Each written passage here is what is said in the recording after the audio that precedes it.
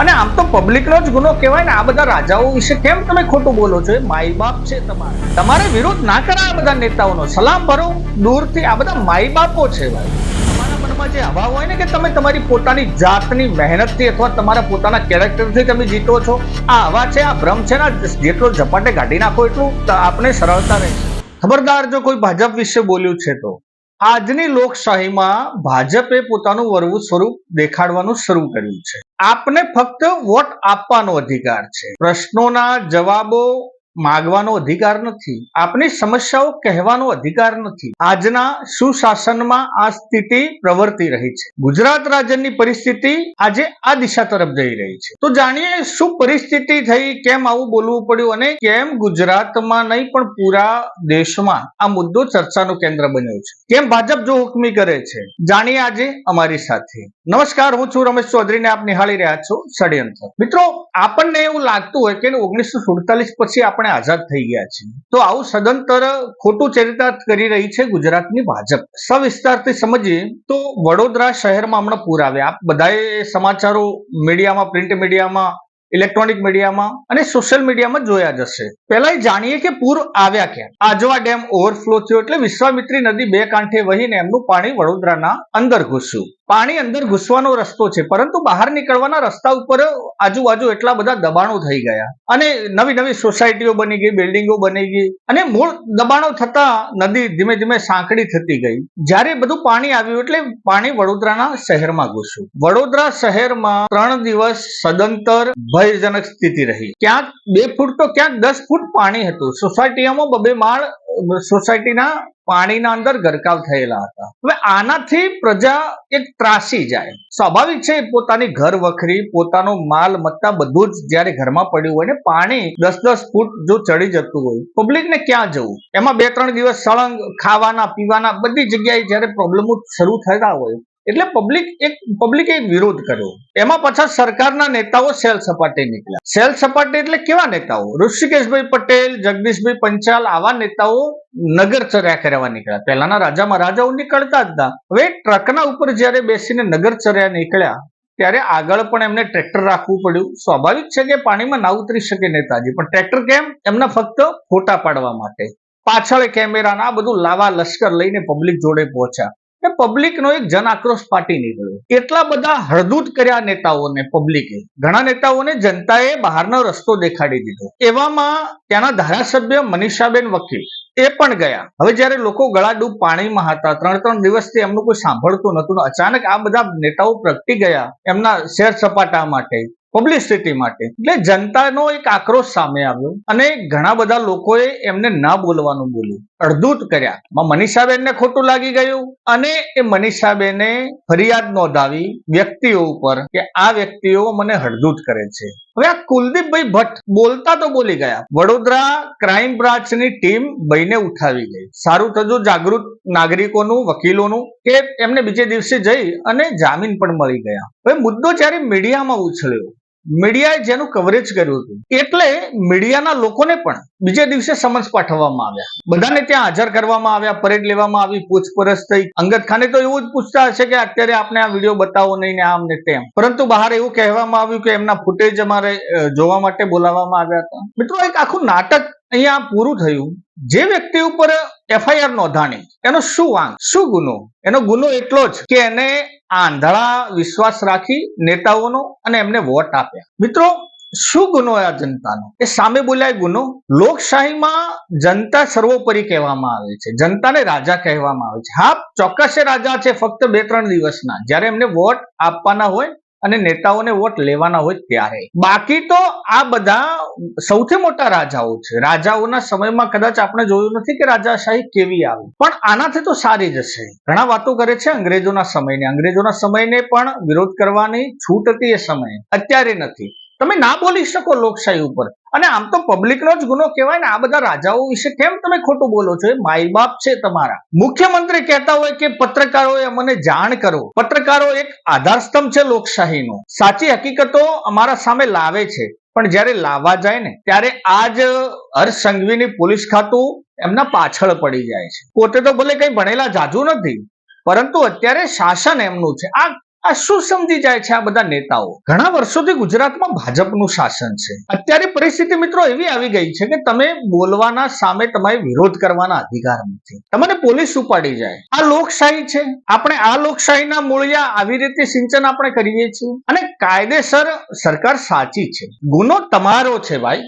તમે એવા નેતાને ચૂંટીને મૂક્યા છે કે એ તમને પાછળથી 5 વર્ષ તમારે જી હુકમી કરવી પડે, તમારે સલામો ભરવી પડે. આમના સામે ના બોલાય ભાઈ. અરે જનતાને તો તકલીફ પડે. જનતા તકલીફ પડવા માટે જ છે. એ થોડું શાસન કરવા માટે જનતા છે. તમે સર્જાણા જ છો તકલીફ ભોગવવા માટે. તમારે વિરોધ ના કરાય બધા નેતાઓનો. સલામ ભરો દૂરથી. આ બધા માઈ બાપો છે ભાઈ. અને એનું કારણ આપણે જોઈએ ને કે જ્યારે આવી પૂરની પરિસ્થિતિ આવે અથવા જ્યારે પબ્લિકનું સામૂહિક કંઈક પ્રોબ્લેમ થાય, જ્યારે એમને તકલીફો પડે, એ જ સમયે આ નેતાઓ ત્યાં ના હોય. તમે કોના માટે ચૂંટીને મૂક્યા છે? માની લો કે આપણી કોઈ સામૂહિક સમસ્યા હોય, કોઈ પણ આ ભ્રષ્ટાચારનો મુદ્દો ઉપાડો. એક પત્રકાર તરીકે વાત કરું છું કે આપ કોઈ પણ એક મુદ્દા ઉપાડતા હોય, ભ્રષ્ટાચારના હોય કે કોઈ સામૂહિક કામના મુદ્દાઓ હોય જેમાં સર્વેનું હિત જળવાયેલું હોય, જ્યારે તમે સરકારનું ધ્યાન દોરો છો ને, એટલે હું ઘણી વખત મારા વિડીયોમાં કહેતો હોઉં છું કે સરકારનું એક જ કામ હોય, પોતાના જે 5, 25, 50 નવયુવાના રાખેલા હોય ને સોશિયલ મીડિયાની ટીમમાં, એમના દ્વારા વિરોધ કરાવવાનો.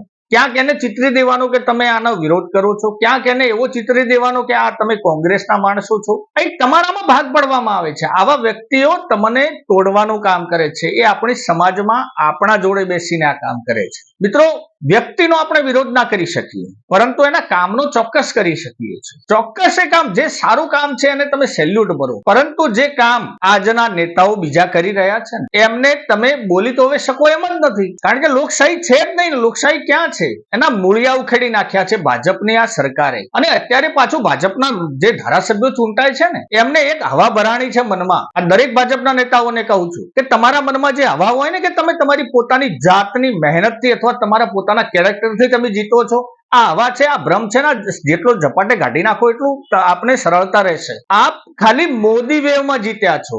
મોદી નામનું એક સુનામી હતું ભારતમાં અને એના નામના અત્યારે પથરાતા રહે છે. એના હિસાબે તમે જીત્યા છો. તમને કોઈ જોઈને વોટ જ નથી આપી. તમે એક વિરોધ કોઈને કરવા દેતા નથી. ગુજરાત સરકાર મુખ્યમંત્રી કહેતા હોય કે આપ અમને જાણ કરો અને તમે પત્રકારોનો વિરોધ કરો છો. પબ્લિક એને વિરોધ કરીને જેલમાં નાખો છો. અને હર્ષ સંઘવી જેવા તો પાછા સફાઈઓ ઠોકતા હોય કે અમે પ્રેમ અમારા ઉપર હોય ને એટલે અમારો વિરોધ થાય છે. આવો તમારો પ્રેમ છે ભાઈ? તમારો પ્રેમ રાખો તમારા જોડે. અમારે કોઈ તમારા ઉપર પ્રેમ ઉભરાતો નથી. વડોદરા વાસીઓને કોઈ તમારા ઉપર પ્રેમ અત્યારે નથી. કેમ કોઈ નેતાના ઉપર તપાસ થતી નથી? એ કોઈ નક્કી કરે છે? કોઈ જાંચ બેસાડો ને ત્યાં. તમે કોઈ કામ કરતા નથી. તમારો કોઈ પર્સનલ તમારો કોઈ બિઝનેસ નથી હોતો, અને હોય તો એ ખાનગી રીતે તમારી કંપની હોય, તમારા બૈરાના તમારા છોકરાના નામે કંપનીઓ ચાલતી હોય. તમે રાતોરાત જ્યારે ધારાસભ્ય બનો એટલે રાતોરાત કરોડપતિ બની જાઓ. કયો બિઝનેસ છે? બિઝનેસ માટે તમારા જોડે ટાઈમ નથી. ના તો તમારી કોઈ દિવસ કંપની નુકસાન કરે, દિવસે 2 ગણું ને રાત્રે 4 ગણો તમારો બિઝનેસ વધે. કયા બિઝનેસ તમે કરો છો? અને પાછા જનતાને એવું દર્શાવવાનો પ્રયત્ન કરો છો કે અમે તમારા ઉપર દયા કરીએ છીએ. અરે શરમ આવી જોઈએ આવા નિર્લજ નેતાઓને. હર્ષ સંઘવીને પણ શરમ આવી જોઈએ કે આ જે વ્યક્તિ ઉપર કુલદીપ ભટ્ટ ઉપર જે FIR નોંધાઈ છે ને, એને કેન્સલ કરવી જોઈએ. સફાઈઓ ઠોકો છો મોટી મોટી.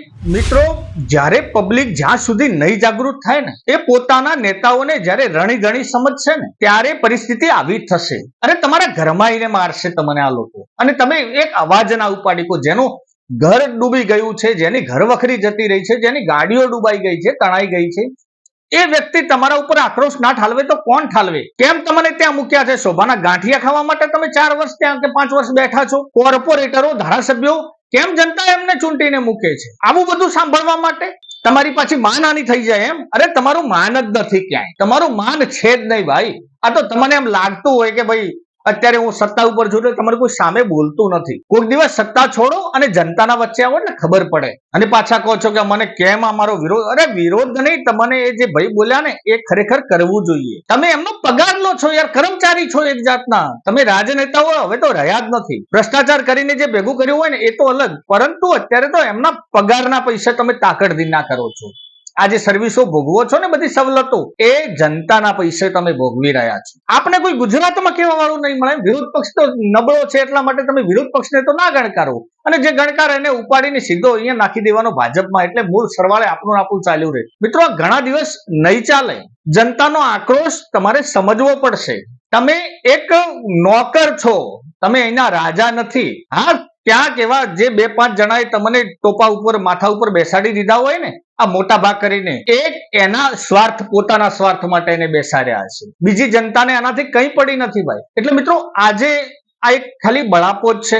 ગુજરાતની શું પરિસ્થિતિ છે એનો દર્શાવવાનો એક પ્રયત્ન કરી રહ્યો છું. તમને કોઈ પણ તકલીફ પડે ગુજરાતમાં, ચોપચાપ મૂંગા મોઢે સહન કરજો. આવું ભાજપ કહે છે, હું નથી કહેતો. આ નહીતર સાહેબ પાછા અમારા ઉપર કેસ કરશો તો અમારે ક્યાં અહીંથી વકીલો ગોતવા જવાના? અને તમે કરો એમ છો, આપણું કાર્ય પણ એવું છે. અને હું તો જનતાને જણાવવા માંગુ છું કે ભાઈ ભૂલેથી કોઈ આમના સામે ના બોલતા. આ બધા કેસ કરાવશે, તમને હલવાઈ દેશે, અને એમને તો કેસ સરકારને લડવાનો છે. તમારે તમારા પોતાના પૈસે લડવો પડશે. એટલે બીજી વખત જ્યારે વોટ આપવા જો ને, એટલે આવા નેતાઓને આપ શોધી અને યોગ્ય ન્યાય આપજો. મિત્રો, આ જો તમે અવાજ આપ નહીં ઉઠાવો ને ત્યાં સુધી આપ ગુલામીના પ્રતીક તરીકે રહેશો. આપ ઘેટા મહિલા એક હશો. તમે ખોટા સામે બોલી શકવાની હિંમત નથી થઈ તમારામાં. અરે સરકાર કેટલાને જેલમાં પૂરશે ભાઈ? તમે જો જનતા એક હશે ને તો આવી સરકારો તો કઈ કેટલી આવી ધરતી ઉપર અને કેટલીય જતી રહી. આ જો હુકમી તો હિટલરને એમ જ લાગતું હતું કે હું જ છું દુનિયામાં સર્વોપરી. આ ઇન્દિરાજીને પણ એમ જ લાગતું હતું જ્યારે કટોકટી નાખી હતી ને એ સમયે એમને પણ એવું જ હતું, કોંગ્રેસને પણ, કે બસ અમારા સિવાય દુનિયામાં કઈ કોઈ હવે આવશે જ નહીં, અમે જ એની બાપુશાહી અમારી જાગીરીનો આ દેશ છે. અત્યારે એવું તમને લાગી રહ્યું છે. એટલા માટે ખબરદાર, જો કોઈ નેતા વિશે અને એમાં ખાસ ભાજપના કોઈ નેતા વિશે બોલ્યા છો, નહીતર પરિણામ ભોગવવા તૈયાર રહેવું પડશે. આ સંદેશો ગુજરાત સરકાર જનતાને આપી રહી છે. વિડીયો ગમે હોય તો લાઈક અને શેર કરજો, ને હા, ચેનલને સબસ્ક્રાઇબ કરવાનું ભૂલતા નહીં. જય હિન્દ, જય ભારત.